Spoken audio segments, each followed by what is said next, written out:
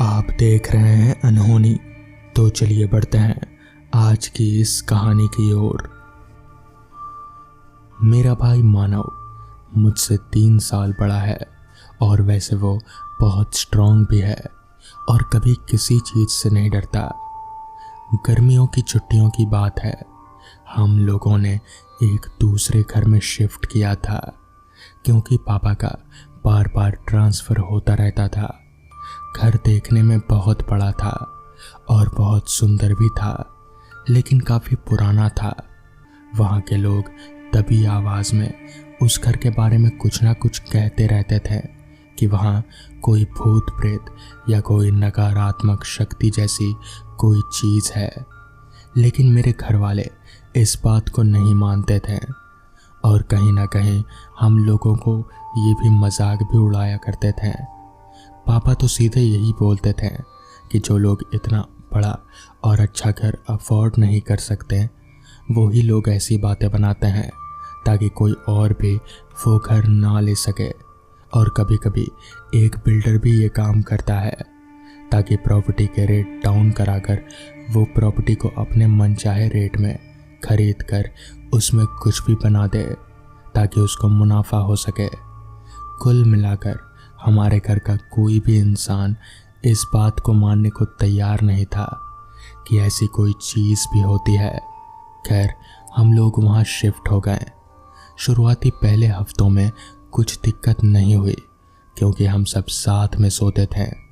अब इतना बड़ा घर था और हम लोगों को अलग सोने या रहने की आदत नहीं थी। कुछ दिनों के बाद हम लोगों ने सोचा कि अब हम दोनों भी बड़े हो गए हैं तो क्यों ना हम लोग भी अलग अलग रूम में सोएं। फिर क्या था, मेरा भाई मानव उसने डिसाइड किया कि अब से वो एक अलग रूम में सोएगा और उसने अपना एक रूम चूज़ कर लिया। चूँकि मैं बहुत छोटा था तो मैंने मना कर दिया। उस पहली रात को लगभग आधी रात को अचानक मेरे भाई के ज़ोर ज़ोर से चिल्लाने की आवाज़ें आने लगी और हम एकदम से उठकर भागे तो देखा मेरा भाई पूरी तरह से पसीने से लथपथ है और डर के मारे हाँफ रहा था। जैसे ही उसने मम्मी पापा को देखा वो एकदम से भागकर उनके गले लग गया और रोने लगा। कहने लगा कि वो यहाँ अकेले नहीं सोएगा। अगले दिन फिर मेरे भाई ने जिद पकड़ ली कि वो अलग ही सोएगा। कल तो पहली बार था तो शायद इसीलिए उसे अच्छा नहीं लगा। अब मम्मी पापा भी मान गए और फिर उसी रूम में जाकर वो सो गया। तकरीबन 2 बजे होंगे कि मेरे भाई के फिर से ज़ोर से चीखने और चिल्लाने की आवाज़ें आने लगी और हम लोग फिर भाग कर गए तो देखा कि वो सोया हुआ है और इधर उधर देखा तो कुछ भी नहीं है। हमें लगा कि शायद हमारे कान बजने लग गए हैं और हम फिर वापस से जाकर सो गए। अगले दिन सुबह भाई कुछ कमज़ोर सा लग रहा था। अचानक से मानो जैसे कितनी रातों से सोया ही नहीं हो। मम्मी ने उसको कहा कि तू ऐसा मत कर, वहाँ मत सो, हम लोगों के साथ सो जाया कर। लेकिन पता नहीं उसको क्या हो गया था, जैसे कोई भूत सा सवार हो गया हो। वो मान ही नहीं रहा था। उस दिन मैंने सोचा क्यों ना मैं भी अपना बेड वहीं लगवा लूँ, दोनों साथ में सो जाएंगे और भाई को डर भी नहीं लगेगा और कंपनी भी मिल जाएगी। फिर क्या था, मैंने भी अपना बेड वहीं लगवा लिया। उस रात ठीक 2 बजे भाई ने जैसे ही चीखा मेरी आंखें खुल गई और मैंने देखा एक बूढ़ी लाल बालों वाली औरत भाई के गले पर बैठकर अपनी लंबी लंबी जीभ से उसे चाट रही थी और भाई चीखे जा रहा था। और ये सब देखकर मेरी अपने बेड से उठने की हिम्मत नहीं हुई। बस मैं अपने चादर में मुंह डालकर वो सब देख रहा था। जैसे तैसे सुबह हुई और सबसे पहले मैंने ये बात मम्मी और पापा को बताई। वो लोग तो मेरी इस बात पर भरोसा ही नहीं कर रहे थे कि भाई ने भी बोला कि ये सही बोल रहा है, लेकिन उसने मुझसे बोला कि मैं अगर ये बात किसी को बताऊंगा या फिर अलग कमरे में सोऊंगा तो वो सबको मार डालेगी। इसलिए मुझे ना चाहते हुए भी वहाँ सोना पड़ता है। बस फिर क्या था, मम्मी पापा ने वहाँ के लोकल से बात की तो पता लगा ये घर एक बहुत ही खूंखार और बहुत बुरी लाल बालों वाली बुढ़िया का घर था। और अपने आखिर दिन में वो अपने बेड पर ही सड़ सड़ कर मर गई। और जैसे ही हमें इस बात का पता लगा तो सबसे पहले हमने उस बेड को जला दिया ताकि वो दोबारा ना आ सके। अब हम और भी रिलैक्स्ड हैं कि अब कोई परेशानी नहीं होगी और हम फिर उसी रूम में जाकर सो गए। लेकिन जब आधी रात हुई तब फिर से वही सब भाई के चीखने चिल्लाने की आवाज़ से और फिर वही लाल बूढ़ी वाली औरत भाई के मुंह को अपनी जीभ से चाट रहे थे। और फिर अगली सुबह ही हमने वो घर हमेशा हमेशा के लिए छोड़ दिया। तो दोस्तों, ये थी आज की पहली कहानी। तो चलिए बढ़ते हैं आज की दूसरी कहानी की ओर। दोस्तों, आज की ये कहानी साहिल की है। साहिल जो कि गांव में रहने वाला एक सीधा साधा लड़का है। एक दिन उसके साथ कुछ ऐसा हुआ जिसके बाद से वो रात में घरों से बाहर नहीं निकलता। दरअसल हुआ कुछ यूं था कि एक दिन अचानक ही साहिल के मन में उसके मामा के घर जाने की तलब जाग उठी। साहिल के मामा जी का घर उसके यहाँ से तकरीबन 80 किलोमीटर की दूरी पर था। यहाँ से उसके मामा जी के घर जाने के लिए काफी सारी बसें चलती थीं, इसलिए साहिल के लिए जाना कोई मुश्किल काम नहीं था। बस परेशानी ये थी कि उसकी मम्मी उसे जाने की परमिशन देगी या नहीं। साहिल ने अपनी मम्मी से इस बारे में बात की तो पहले पहले तो उसकी मम्मी ने उसे साफ तौर पर मना कर दिया, पर जब साहिल ने 2-3 बार समझाकर कहा तो उसकी मम्मी मान गई और साहिल को उसके मामा के घर जाने की परमिशन दे दी। जिसके बाद साहिल मामा जी के घर जाने की तैयारी करने लगा। साहिल ने तय किया कि वो दोपहर वाली बस से मामा जी के घर जाएगा और शाम तक पहुंच जाएगा। जिसके बाद ठीक दोपहर के 3 बजे साहिल अपने घर से निकल गया और बस स्टॉप की तरफ जाने लगा। साहिल अभी बस स्टॉप की तरफ जा ही रहा था कि तभी रास्ते में उसे उसका दोस्त करण नजर आया। तभी करण ने साहिल से बोला, कहाँ जा रहा है? इस पर साहिल बोला, मामा जी के घर जा रहा हूं। साहिल की बात सुनकर करण बोला, अच्छा तेरे मामा जी का घर बाजपुर है ना? मैंने अपने पापा से सुना है कि वहां आजकल कुछ अजीबोगरीब घटनाएं हो रही हैं। पता नहीं और क्या क्या बता रहे थे पापा। करण की बात सुनकर साहिल बोला, ये सब बेकार की बातें हैं, मैं इन सारी चीजों पर विश्वास नहीं करता। इतना कहकर साहिल वहां से आगे चला गया।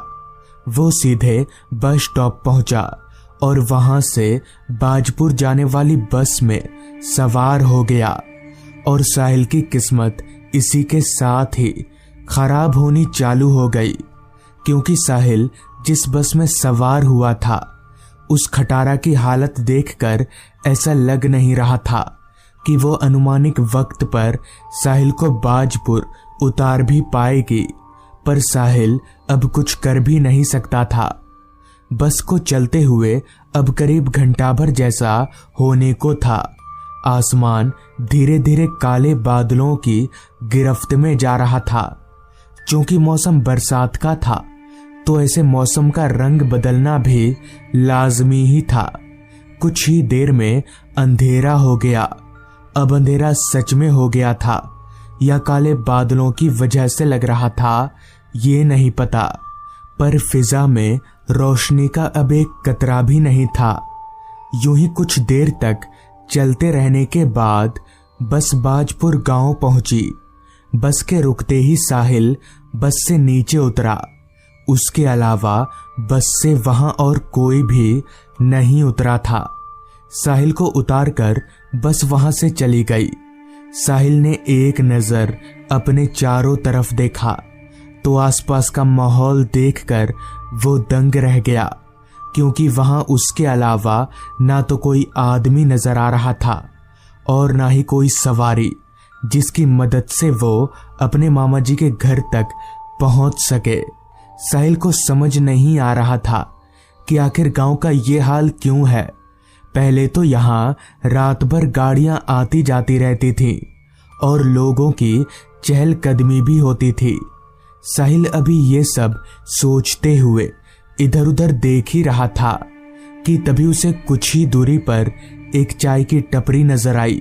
साहिल ने सोचा शायद उस टपरी वाले को पता होगा, लिहाजा वो उस टपरी के नजदीक गया तो उसने पाया कि वो टपरी वाला भी अपनी दुकान बंद करने की ही तैयारी कर रहा है और वो बहुत जल्दी में नजर आ रहा था। तभी साहिल ने अपने काम में व्यस्त उस टपरी वाले से कहा, चाचा इतनी जल्दी दुकान क्यों बंद कर रहे हो? साहिल की आवाज सुनकर वो टपरी वाला एकदम से चौंक गया और बोला, वो क्या है कि मौसम सही नहीं लग रहा है, ऊपर से उनका भी डर है ना। इस पर साहिल बोला, उनका किनका डर? साहिल की बात पर टपरी वाला बोला, आप नहीं जानते उनको? लगता है आप पहली बार आ रहे हैं यहाँ। इस पर साहिल बोला, नहीं ये मेरे मामा जी का घर है, पहले भी बहुत बार आ चुका हूं मैं। साहिल की बात पर टपरी वाला बोला, साहब मेरे पास आपसे बहस करने का वक्त नहीं है, बारिश आए इससे पहले आप निकल लो वरना बुरा फंसोगे। साहिल समझ गया कि जरूर ये आदमी दिमाग से हल्का है वरना ये बेतुकी बातें नहीं करता, इसलिए साहिल ने और कुछ भी बोलना ठीक नहीं समझा। साहिल वहां खड़े खड़े घर पहुंचने का कोई उपाय ढूंढ ही रहा था कि तभी उस टपरी वाले ने बोला, कहो तो मैं तुम्हें अपने घर ले जा सकता हूं, चलोगे? तो इस पर साहिल ने उस टपरी वाले को साफ तौर पर मना कर दिया, जिसके बाद वो टपरी वाला अपनी दुकान बंद करके वहां से चला गया। साहिल अब उस पूरे इलाके में अकेला इंसान बचा था। दूर दूर तक उसे उसके अलावा कोई नजर नहीं आ रहा था, जो कि साहिल को भी कहीं ना कहीं थोड़ा अजीब तो लग रहा था। खैर उसने पैदल चलना शुरू कर दिया क्योंकि इसके अलावा उसके पास और कोई चारा भी नहीं था। रास्ता पूरी तरह से सुनसान और अंधेरे में डूबा हुआ था। ऊपर से आजू बाजू जंगल होने के कारण माहौल और भी ज्यादा डरावना लग रहा था। झिंगुरों की आवाजें साहिल के कान में लगातार गूंजे जा रही थी। साहिल अभी आगे बढ़ ही रहा था कि तभी एक काली सी बिल्ली ने उसका रास्ता काट दिया। साहिल अपनी जगह पर रुक गया। भले वो भूत प्रेत इन सारी चीजों को ना मानता हो, मगर बिल्ली का काटा हुआ रास्ता वो कभी भी पार नहीं करता था। साहिल अपनी जगह पर रुका रहा, पर वो ये भी जानता था कि इस रास्ते पर कोई आने वाला नहीं है। अगर वो मान्यता मानने गया तो उसे सुबह तक वहीं रुकना पड़ जाएगा। अभी साहिल ये सब सोच ही रहा था कि तभी अचानक ही बहुत तेज बारिश आ गई। ना चाहते हुए भी साहिल को वहां से आगे बढ़ना ही पड़ा। क्योंकि उस रास्ते पर कोई दुकान वगैरह नहीं था, तो साहिल पास ही में एक घने बरगद के पेड़ के नीचे जाकर खड़ा हो गया। वो बरगद का पेड़ बहुत घना था, जिस वजह से साहिल बड़े आराम से वहां खुद को बारिश से बचा पा रहा था। अभी वो पेड़ के नीचे खड़ा ही था कि तभी सामने से उसे कोई आदमी छाता लेकर आता हुआ दिखा। वो आदमी साहिल के पास आकर खड़ा हो गया। क्योंकि उस आदमी ने अपने पूरे चेहरे को छाते की मदद से ढका हुआ था, इसलिए साहिल उसका चेहरा नहीं देख पा रहा था। पर साहिल एक बात सोचकर काफी हैरान हो रहा था कि जब इस आदमी के पास छाता है तो फिर ये यहाँ क्यों आया है? ये तो आराम से जा सकता था। खैर साहिल ने उस आदमी को कुछ नहीं कहा। वो चुपचाप अपनी जगह पर बस खड़ा रहा। बारिश बहुत ही तेजी से बरसे जा रही थी। अभी साहिल वहां खड़े खड़े बारिश के रुकने का इंतजार कर ही रहा था कि तभी वहीं उसके पास में खड़े छाता लिए उस आदमी ने कहा, कहाँ जाना है तुमको? साहिल उस आदमी की ओर पलटा, मगर उसका चेहरा अभी भी नहीं दिख रहा था। खैर साहिल ने जवाब दिया, यहीं पास ही में जाना है, मेरे मामा जी का घर है, वहीं जा रहा था पर बारिश आ गई। साहिल की बात सुनकर उस आदमी ने कहा, अच्छा पानी से दिक्कत है तो ये लो, मेरा छाता ले लो। इस पर साहिल बोला, तो फिर आप कैसे जाइएगा? इस पर वो आदमी बोला, मैं चला जाऊंगा, मेरी फिक्र मत करो, ये छाता लो। इतना कहकर उस आदमी ने अपने चेहरे पर से वो छाता हटा दिया। तभी जब साहिल ने उस आदमी के चेहरे की तरफ देखा तो उसकी सिट्टी बिट्टी गुल हो गई। उसके पैरों तले की जमीन निकल गई, क्योंकि उस आदमी का चेहरा बहुत ज्यादा डरावना था। उसकी आंखें लाल चमक रही थी और चेहरे से एक अजीब किस्म की रोशनी निकल रही थी। साहिल को समझ आ गया कि जरूर दाल में कुछ काला है। अभी वह वहां से भागने ही वाला था कि तभी उसके सामने दो और लोग खड़े हो गए। उनका भी चेहरा बहुत ही खौफनाक था। साहिल के हाथ पैर जोर जोर से कांप रहे थे। उसे समझ नहीं आ रहा था कि अब वो क्या करे, पर वो इतना जरूर जानता था कि अगर वो यहाँ रुका तो मारा जाएगा, जिस वजह से उसने वहां से दौड़ लगा दी और सीधे मामा जी के घर पहुंचकर ही रुका। तब उसके मामा जी ने उसे बताया कि दरअसल वो लोग पिछले बरसात में बिजली गिरने के कारण मर गए थे। तब से उन्हीं लोगों की आत्मा वहां हर बरसात में भटकती है। और साहिल के मामा जी ने यह भी बताया कि साहिल के गले में बजरंगबली का एक लॉकेट है, इसलिए उन भूतों ने उसे कुछ नहीं किया। तो दोस्तों, ये थी आज की कहानी। अगर आपको ये कहानी पसंद आई हो तो चैनल को जरूर सब्सक्राइब कर लें। तो मैं आपका दोस्त आर्यन जल्द ही मिलूंगा आपसे ऐसी ही एक कहानी के साथ।